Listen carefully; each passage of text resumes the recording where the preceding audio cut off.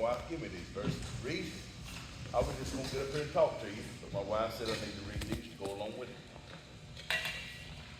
Let me know when you're there. Say amen, as the preacher says. Right, verse 15. Love not the world, neither the things that are in the world. If any man love the world, the love of the Father is not in him. For all that is in the world, the lust of the flesh, the lust of the eyes, and the pride of life, is not of the Father, but is of the world. And the world passeth away, and the lust therefore. But he that doeth the will of God abideth forever.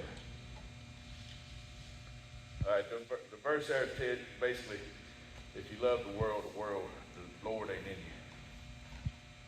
I want to start out really by talking to y'all as far as like Brother Mark give his testimony. Brandon. Vance give his, it's one that they call it Jamie. Vance give his. I'm going to give you some of mine and talk to you about where all I went, how I got there, and how bad it is. You know, all y'all know I was raised in Clearview Baptist Church. When I was probably, I think I was around 7 or 8 years old, I remember going to the prayer room and Jerry Morgan praying with me. I guess as a small child, I could say I got saved at that time, but I was little. I'm not 100% sure. I remember doing it, but I was a kid. Well, there was some things happening in my life, in my family, and I got out of church. My daddy did too. Well, I become a teenager. Well, before I become a teenager, I was in 6th, 7th grade. I was a lot of y'all's age, 10, 11 years old. I was already a pothead. I smoked a pot when I was 9 and 10 years old, 11 years old. I'd ride my bicycle with rubber. I'd smoke pot. We'd drink. We'd do all kind of crazy stuff. Mom and Dad said, no, that's about it. Well, one thing leads to another. You know, people say, oh, legalize marijuana, legalize marijuana. Marijuana is a gateway drug. That don't let them lead you to something else. So I got a little older. I got on into my teenage years, and I still smoked pot, drank, done stuff I wasn't supposed to do. But when I was about 18 years old, I got introduced to cocaine. So I done cocaine and stuff for many years. Alcohol, pills, pot, you name it. Anything that somebody wanted me to try, I tried. So one thing leads to another. You do cocaine, well, before you know it, you try something harder. By the time I was probably 19 years old, 20 years old, I was a meth addict. Whew.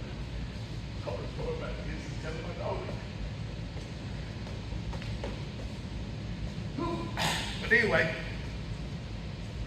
I got on methamphetamine so bad that one day I got to go out and be up for weeks at a time. I was up 2 or 3 weeks at a time, I wouldn't sleep, just running the streets, doing all kind of crazy stuff. I woke up one morning, well, when I tried to make myself go to sleep. I got up, I'll never forget, I sat on the edge of the bed, and I could see myself. I was looking down at myself, and I thought I was going to die. And I looked in the mirror. There was a mirror standing there, and I looked into it, and I looked like a skeleton with clothes on it. I was dead. I was perfectly dead. I was killing myself. And the one thing crossed my mind was my mama didn't even know I was this bad. Because my mama didn't raise me in church, and I never wasn't supposed to do with stuff. And the reason I'm telling y'all this is it all starts with friends. All it takes is one friend to say, hey, try this. That's right. You might could try it, and I beg you not to, but you might could try it, never touch it again in your life. But you can try one drug, one pill, one joint, one snort of cocaine, one snort of methamphetamines, one anything, whatever. You can try to be addicted for the rest of your life. You can be out here homeless on the street, selling your body for drugs, whatever. It's the friends ain't your friends. If you're gonna get friends that's Christian friends. If they not knowing, y'all boys too. Because when I was y'all's age, how old are you? 13? Yeah, I can drink liquor with the best of them. What about yourself? 16? Oh, yeah. I suppose if I drink liquor or whatever. They do like it. But it's all friends. If you choose your friends and choose them the right way, choose ones that's got godly families. Don't even take nothing from somebody. I don't care if you had a friend's house and you say, I got a headache. If they don't open up a Tylenol bottle or an Advil bottle out of the cabinet, don't even take it. Because these drugs nowadays, you can take a drug nowadays and basically keep like fentanyl. You can touch fentanyl. You can, just like I seen a car wreck the other week. Looked down the ground after rolled up dollar bill. Y'all don't know what rolled up dollar bills for? That's the snorting drugs. I could have easily reached down and picked that dollar bill up with no drugs in my system whatsoever, opened it up. They could have OD'd on fentanyl right there. That's how easy it is. It's so bad nowadays that just the dust from just the touch you hang on your hands. Go in the cardiac arrest right there and die unless somebody But when I see myself in the mirror that morning and see how bad I look, I know my mom and dad raised they raised me in church, and I know that even though I was a dope man, I still had morals as far as in my mind. I always had something telling me I didn't need to be doing this. I didn't need to be, So I left, and stuff like methamphetamine, it's hard to walk away from it. But that day I walked away from it. My favorite was McAllen's Mountain McGaffey. What was that? I left McAllen's Mountain McGaffey, I think around 1995. I hadn't been in McAllen's Mountain until a couple years ago when me and my son were up there going to be. I left it, I never turned back to it, I never went back. I've never done methamphetamine since then. Even I went down some more rough roads. But that was one thing I never messed with. Well, one thing leads to another. I get a little bit older, I'm still drinking, whatever. My mama asked me, how come?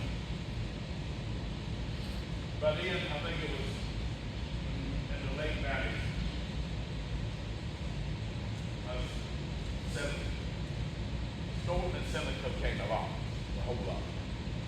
Well, my mama asked me out of the blue, said, you gonna ride to Salisbury with me and go hear Melvin Sessom preach? And ever since I was a kid, I always liked it. Because when we used to have Thanksgiving at the church, all them little preachers would tell me, and I always liked them.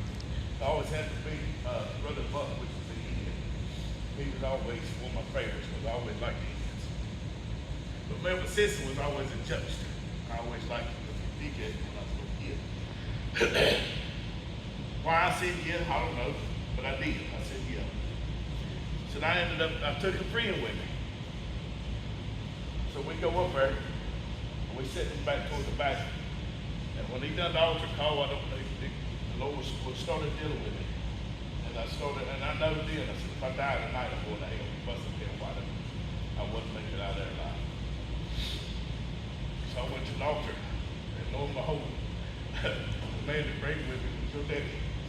Everybody, now did you go with him? So I got saved and I lived right for a little while. But life throws you another curveball. I ended up back out on the streets again. Running the streets, cocaine out 1 year out there. Just like I got so bad to where, I'd get in shootouts, I'd shoot at people, people would shoot me. I took guns all the time, looking over my shoulder all the time. You can't sleep. You sleep with guns because you scared somebody's going to rob you, take your drugs, take your money, kill you, something. It's always, the streets out there they show it on TV. You can watch a movie on TV and it makes gangsters being cool and bad. It's not. You're never happy. You're never satisfied. Well, I got to doing a lot of drugs again.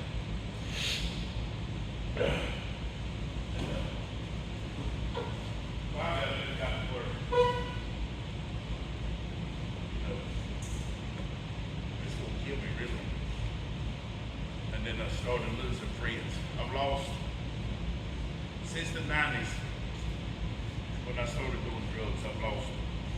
I tried to count the other week or the other day when I was thinking about this. I know I've lost close to 10 friends over car accidents and drugs. The last friend that I lost was Cameron. He was my buddy. Me and him was always friends, but we was good kids. He's like a brother. And that's when I've been stolen. I think, I really, to this day, I still think the Lord put Lord in my life. Because I always know in the back of my mind that I always had that voice. And a lot of people say, oh, it's conscious though. I think it was the Lord. The Lord talking to me all the time. I mean, because I was raised in church. So I always had the Lord really. I always knew my young adult life. I always had the Lord telling me, oh, you don't do that. You don't need to do that. And I think that's the only reason that I'm not burnt out breathing this day. I mean, because I can take you to Blacksburg right now and show you people that I run around with that can't even carry on conversation. They're so screwed up, their brain, they're fragile. They can't hold a job. They don't, just because of drugs. But the Lord, I got my 30s. I was in my early 30s. And I done got basically said, I ain't gonna call it settling down, but I wasn't as bad as I was. And I made Star. Between the good Lord and Star, I straightened on up. And then me and Star, we got married. Well, we had Kenya when we got married. The preacher come by one day, out of the blue, looked out the back door, and there was the preacher. He said, I come to ask you something. I said, what do you want to know? He said, did you get saved that night up at Salisbury? I said, yeah. Why? And he said, do you always have something telling you that you're wrong? I said, yeah. He said, okay, he just left. He just got trucked right off. Well, Brenda would get Paisley to go to church with her. And it's wild how the Lord works, because the Lord works in mysterious ways, and I've learned that a lot. Brenda would get her to go to church with her, but then when she started at school, Presley was in her class. So then there's her and Presley, but then there's Star said, we can't let her go. She's gonna come over here, well then there we all meeting the preacher as far as being around the preacher and stuff. Well then he invited us to come to church because Paisley was going to church with Presley. So we come a time or two. And then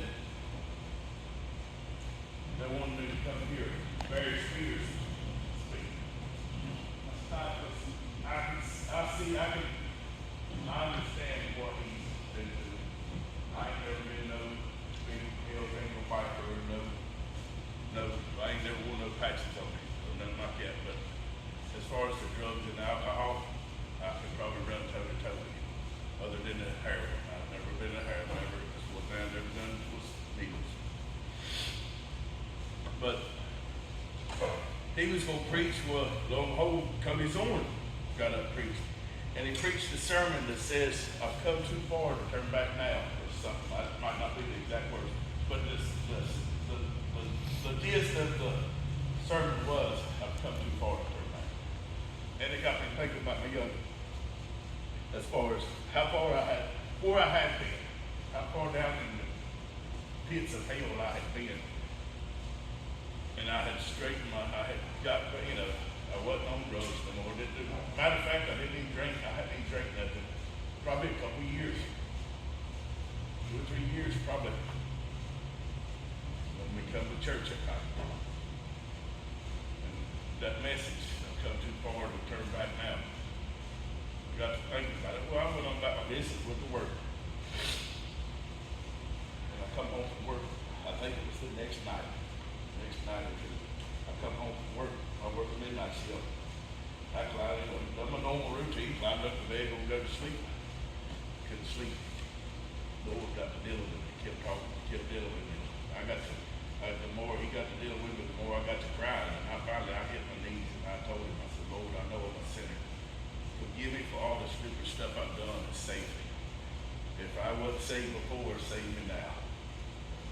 And from then on, the only time I've been out of church is on vacations.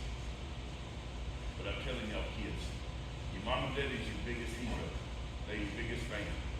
Don't ever be scared to tell your mamas and daddies that somebody offered y'all drugs or somebody wanted y'all to do something. If a kid was to offer you something, but punch them right in the mouth. I don't keep you get in trouble. That's where getting in trouble up. Right. Because the world is dangerous. It's worse now than it was when I was in my early 20s. Because, like Vernon and Easton back there, they'd be out selling drugs, being a dope addict. And it don't take much. I know, matter of fact, I'll tell you how easy it is to get addicted to drugs. I worked with these two boys when I was at Gatton and Kicky. They was both good guys. They wasn't foul mouth. I was probably more foul mouth than they was. But their daddy had a bad back and he had back surgery. Well, the doctor had given him, I think, Oxycontin and some other pain medicine for his back. Well, during the time when they were taking his medicine, his wife had a headache. Honey, give me one of your, and this is out of the young boy's mouth. This is what he told me. He said, Mama said, give me one of your pain pills for a headache. I ain't got nothing. I think that lasted I think they told me it was like a year or 2 years that they went taking medicine for a bad back. But then one of them little boys went to check on his daddy. Because his daddy, they got bad off. Went to check on his daddy, and his daddy had been in the bed for 2 days dead. There was not, you could tell by the way the boys acted, the mom and daddy had to be decent people. It wasn't you running a mill drug addict or alcoholic. They had got so bad on prescription medication that the woman thought it was Sunday and said, well, he just went in there and laid down, took a nap. It was Tuesday, and he'd been laying in there dead. That's how easy, even prescription drugs, that's how easy it is to get addicted. And sometimes, like myself, by the grace of God, is the only way I come out of what I've been. So none of y'all ever be scared that if anybody ever offers you anything, tell them no. If you can't tell your mom and daddy, come tell me. I'll go with you. But I tell you, that's a bad road to go over there. By the grace of God, I made it out of it. Like I say, I know people to this day. We used to laugh at the little boy. They called him Squirrel. Squirrel took a hit of acid one time for the first time. First time I ever done acid. He hit a 4-way window thing. I think Squirrel lived to be in his 40s, maybe early 50s. He was maybe a teenager when he done it. He didn't know nothing but giggle. He giggled the rest of his life. He couldn't carry on conversation, couldn't take care of himself. He couldn't do nothing. Called for drugs one time. And a friend, you say, well, he's a friend. That friend I had you addicted as a joke, thinking that it's funny. I would say, I took one of them. Let's give him 2, see what that do. Let's do this, let's do that. Out of just being funny. And before you know it, you're selling your body for drugs, you're stealing, you're doing all kinds of crazy stuff. But if you don't end up in jail, you end up in the grave. Because nowadays, drugs are so potent and the world is so wicked that most of the time, if you don't believe what I'm telling you, all y'all got things. Get your mom and dad pull up and show you what the streets of Portland looks like, or Seattle, Washington. Look at what them people look like. I'll put it up short. You got people just laying on the streets, probably ain't bathed in months, smoking drugs. That's their lifestyle. That's how they live because the devil and drugs. And it would be a true grace of God will have for even one of them people to ever turn their life around and get back out of it. Because life and drugs is like a dirt road. You ever been down on a rough dirt road? It can get very rough. And sometimes you don't get the chance to turn around. You don't get the chance to take the right turn. Because sometimes all it takes is one time and you're dead. You never get the chance to, man, I messed up. Let me straighten up. I don't need to do this. I was lucky by the grace of God that the Lord kept at me. For some reason, I don't know why. Maybe it's for me to tell y'all kids what I'm telling you right now, to where at least one of y'all will never do drugs in y'all's life. Maybe that was the purpose of him letting me get through what I got. I promise y'all, I know every one of y'all, and I know how weak every one of y'all are. Y'all couldn't survive on the streets. The streets is rough. They'd have you sell every cell of you, because you're so shy of killing. They would have you an addict and selling you like you was a piece of merchandise. I mean, it's that easy. And they wouldn't care about you. You just another salad. You ain't nobody. You have to have y'all carrying drugs. Then y'all be in jail for trafficking drugs and stuff. All y'all little girls that have every one of y'all addicts selling yourself on the streets. Thank you. I want beautiful. They'll tell you anything you want to hear to get you to do what they want you to do.